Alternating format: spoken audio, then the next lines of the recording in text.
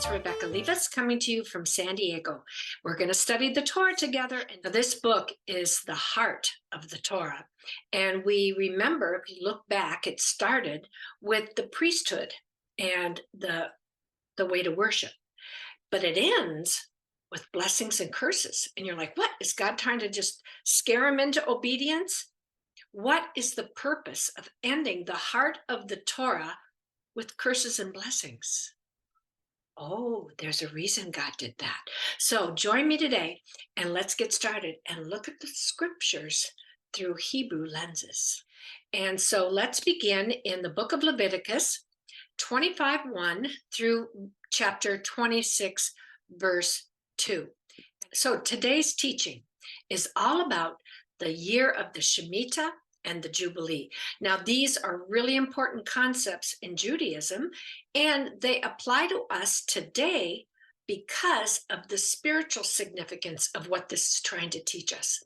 So I'm going to be applying it to our lives by the time I finish this today. So I hope you'll stay with me. If it's too long for you, I always say to people, listen to it in 2 30-minute sections, maybe when you're out for a walk.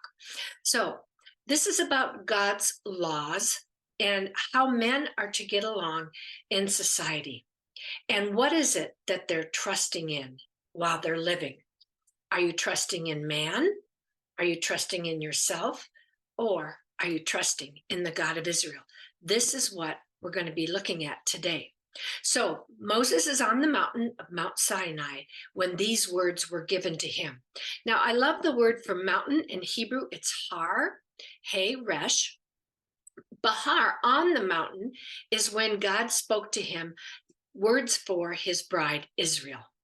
God plans for Israel's future. He wanted to give her abundance and blessings in the new homeland. Now, there's a principle here that's important to understand, that blessings and abundance don't come without trials and without trouble. So sometimes people have a misconception. If I follow Jesus, then everything's going to go great. No, he's going to give you what you need during hard times.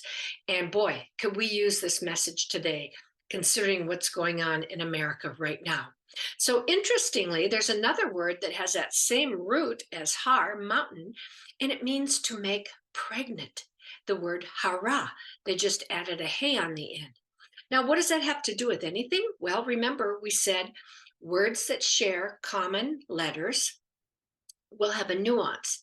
So here he is on the mountain with the groom, God, and he's giving a message to the bride. In other words, this same word, pregnant, means I'm saying things to the bride that are going to bring her into the promised land with an abundant life and blessings. And that's where we get the tie to pregnant. Okay, so fruitfulness would require a period of rest for the land. And this is what the Shemitah and the Jubilee is all about. So since the year began on Rosh Hashanah, they were to let it rest every 7th year. So for 6 years, they could plant, they could water, they could plow, they could harvest. But in the 7th year, the land had to rest. Now, I love this because it's the same cycle as the weekday, right? You work for 6 days and then you have a day of resting where you're with your families and you're focusing on the things and the blessings and abundance that God has given you. So it's called the year of the Shemitah. Means to release, to let go, to fall from a height. It also is the 7th year for renewal. Why? Because when things are renewed, then they're more fruitful. I don't know if you've ever had a tree where it bore fruit and then you have somebody come and trim it and dig around the roots and fertilize it and water it. Boy, the next year it's twice as much. So this is what this is about. It's letting the land recover and the Lord to renew all the nutrients of the land. So there's a spiritual principle there for us, isn't it? So after counting these 7 cycles of 7 years, sabbaticals, right, the Shemitah, on the 10th day of the 7th month, which would be the 50th year, this would be a year of freedom called the Jubilee, the year of Jubilee. And it comes from the word Yovel. Okay. It means to bring home. So the whole point is the year of Jubilee is that 50th year when all debt is forgiven and people are set free to what? Return home. What does returning home mean? Returning home means go back to who you were meant to be in the beginning. That's what it means spiritually to go home. And so this is what is done in the 50th year. Now, in the month of Tishrei, it's the 10th day of the Yovel. They have a loud blast of the shofar, and it's heard to proclaim liberty for everybody, freedom, right? Time to go home. And this was the feast of Yom Kippur. So that is so beautiful because today, when they blow the shofar on Yom Kippur, it's like, it's time to go home. It's time to have everything forgiven and to have reconciliation. So how does that happen? Well, let's continue on. So the Yovel comes from the word that also means a ram or something for transport is to Yovel. And we know that the ram's horn is what is blown, the shofar. So you see, that's where it gets its name. Now the sages, Hazal, say that Yovel was mentioned in this particular parashah of Behar 4 times. Well, they relate that to Israel's 3 times of being redeemed from being captives. So that would have been in Egypt, and then by the Assyrians, and then by the Babylonians. And so they're waiting for the 4th redemption, or Geulah means to bring back or return. They're waiting for the 4th redemption, which will be the final Geulah, when the tree of Israel will be properly planted. And they believe that this will happen when the Messiah comes. Well, actually, that tree has already been planted. Its roots have gone deep, and it's beginning to grow into a tree of faith. And now all the nations can benefit from the nourishing sap that comes from those deep roots that go deep, deep, deep where the water is. Okay, so it'll be a tree planted by streams of water. And this is what we're going to see in many of the Psalms and in the book of Jeremiah, Yirmiyahu, in Hebrew. And so I'm going to end there today, and I'm going to show you some fun things there. So the rabbis relate the final Jubilee to the prophet's words of Jeremiah 17:8. And here it is. We've all heard it. He will be like a tree near streams of water, who send forth its roots by the what? River.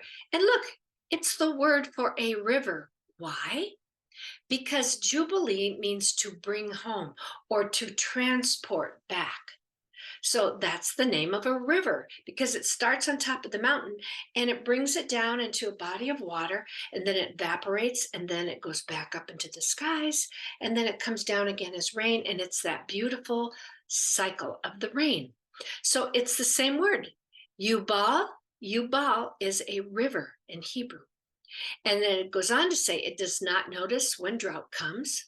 Okay, so this tree has been planted by God. This is a picture of Israel and you and I. And it says, it doesn't matter what's going on around you. If it's drought, if it's famine, if it's war, if it's wind, that tree is not affected. Why? Because of its root system connected deep in the river. Okay, so it's that living water that sustains the tree no matter what's going on. Okay, it keeps producing, it keeps yielding fruit. Okay, it's not anxious when the things around you are in trouble, or there's problems, or things are difficult. Okay, so the blessing will be that you will be stable and continue to do what your life purpose is in spite of what's going on around you. Now, the tree's need for food and water was unaffected by the heat, winds, famine, I already said you, because of the river. And I just went into that. Notice in contrast, right after that, in Jeremiah 17:5, it says, "Cursed is the man who trusts in man and makes flesh his strength, whose heart departs from the living God, from the Lord." It says, "For he will be just the opposite. He will be like a shrub in a desert and shall not see even good when it does come, but shall inhabit the parched places in the wilderness, in a salt land which is not inhabited." Oh my gosh. Have you ever been to the Qumran caves or to the area of the Negev in southern Israel where the salt lands are? Oh my goodness, nothing grows there. Not a weed, not grass, not trees, nothing. It's just as far as you can see salt land. And so what they're saying is, if you're going to put your trust in yourself or those around you or your government or your money, whatever it is you're trusting in, you're still, when the drought comes and the trouble comes, you are not planted by the source of life. And you'll be alone and you'll be unfulfilled and in wanting. So that's what this whole last couple portions is about. God was first in the beginning of Leviticus talking to the priests, but now he's down to the people and he wants to get personal to them because he wants to bring them in to a new land. And there's lots going on in that land, just like today in our culture. So he's pleading with them, please follow me. Don't depend on yourself. Don't depend on other nations. You see, when Jeremiah wrote this, Israel was contemplating who should they make alliances with in order to come out on top. Should we make alliances with Babylon? Should we make alliances with the Assyrians? Who should we go to? Egypt? Who should we make covenants with? And God's going, no, no, no, no, no, no. Trust in me alone, and I'm going to bring you to that promised land. So Jeremiah is echoing that to all the people. Trust in God, not yourself, not in your flesh. So water equaled life.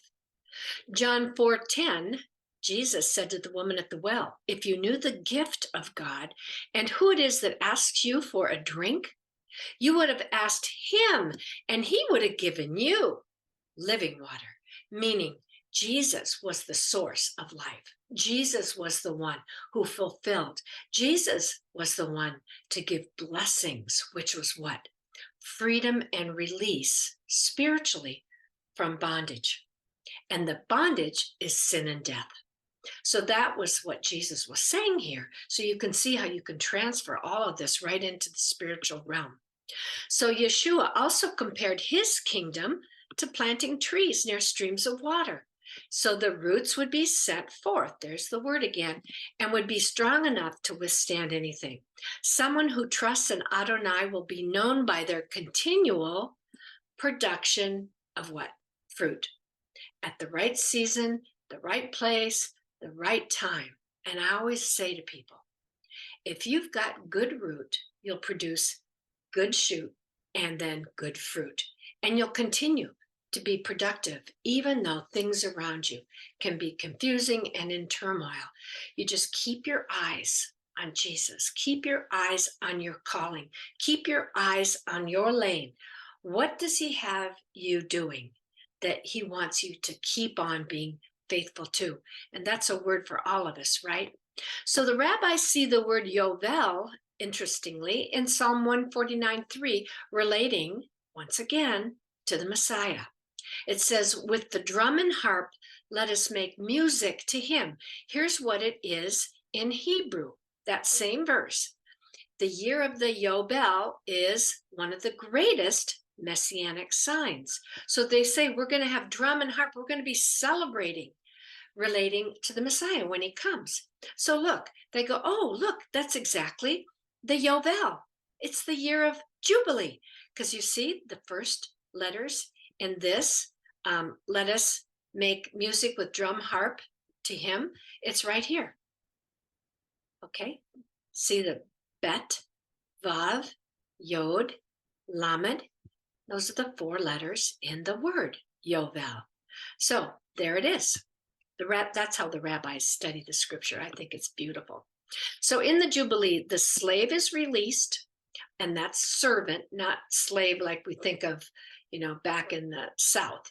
These were people that were employed, they were provided for, they lived in your home, they helped. They were like servants and helpers. So I hate that they use the word slave. They should say when your servants are released, because many times these servants worked for you to pay off debts. And so it was a kindness, it was a mercy and a grace to have people working for you, working off their debt. But in the sabbatical year, the 7th year, all debt would be released. And then it would be the same for the Jubilee. So the land would be restored to its rightful owner, and all is at rest. People are like, whew, I'm free now. My debts are forgiven. Wouldn't that be wonderful if everybody could live like that, right? It's time for liberty. So liberty, what's that word? It's the word darar. And I love that. It means to return home. And it shares the same root as door. Here it is, dalet, and then this is the O and the resh. Well, this is dalet, resh, resh. So they just, one of the R's drops off and they put an O in it. And guess what? It means a generation. So it's time for that generation to return home. And it's time for our generation to return home as well. Home to the one who made us, who wants to bless us as a nation. But if we don't want him, he's not going to force himself on us. And if you look back through history, you're going to see the curses and blessings that come when we choose to either follow or not follow. And right away, we go back to the Garden of Eden where we started. And I talked about the 2 seed lines, one who would be the seed of the woman, ultimately the Messiah, and then the seed of the serpent, those that are rebellious and want to go their own way. So we're seeing this ending, blessing and curses, in the end of this middle book of the Torah. So the food, here's how it worked. The food for the 48th year would have to sustain them for the Shemitah, the 49th, and the 50th year. So what God did in that 48th year, in those cycles, would have to last him 2 years. So it required faith in who? In what God would provide prior to that. So the 48th year would be the huge blessing, and they would have to trust God that that would sustain them. Okay, this included the owner of the land as well as the poor among them. And it usually happened only once in a generation. Okay, only one Jubilee in a lifetime. Okay, and there was peace and enough for all. Doesn't that sound like when the Messiah returns? He said he came the first time to die as a suffering servant. The second time he's coming is to set up his kingdom for 1,000 years here on earth. And so that is going to be a time of peace and blessing. However, there is going to be a day when those who turn away will suffer the consequences, and those are the curses of turning away from God. And that's how this book ends. So the verb darar appears in Isaiah 61. That's interesting, in reference to the ministry of the Messiah. So let's look at that word there and see how it shows up. This is what Jesus read when they handed him the scroll in the temple, and he was going to read the Haftarah, and it was in Isaiah 61. So he opened it up, and here's what he read. The Spirit of the Lord God is on me, because the Lord has anointed me to what? Bring good news to the afflicted. He was sending me to bind up the brokenhearted, to proclaim liberty, there it is, darar, to the captives, and freedom to prisoners. Prisoners literally, both literally, physically, and spiritually.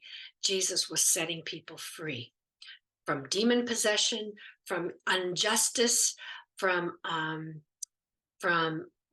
bad thinking. He was setting people free to function in their design and purpose. And he said he came to proclaim the favorable year of the Lord. This was God's favor, sending Jesus in the flesh as the one who would set all men free. The second time I said is when ultimately we'll see that fulfillment. So the book of Vayikra or Leviticus, let's look at chapter 25, 20, verse 21 and 20 and 21. If you ask, if we can't sow or harvest in a Jubilee year, what are we going to eat? So these are the people without faith, the grumblers, the complainers. They didn't want to follow God's ways. They just said, oh my gosh, we're looking forward. How's that all going to work if we're not out in the fields bringing in the harvest? Then 21 says, then I will order my blessing on you during the 6th year, so that the land will bring forth enough fruit for the 6th. That would be that one, then the next year, and then that Jubilee year. So ultimately, 3 years, 6th through the 8th. This had to do with the Shemitah as well as that cycle up to 50. So this is what God is saying. Are you going to trust me, or trust the land, or trust your money, or trust your smarts, or the fact that you're a good farmer? What are you going to trust in when God is ultimately in control? So those who are wealthy didn't want to obey the Jubilee. They couldn't wait for the Sabbaths and the Shemitahs to end.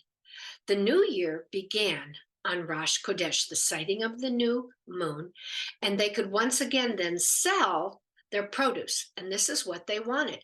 They were worldly minded. All they could think about was money, money, money.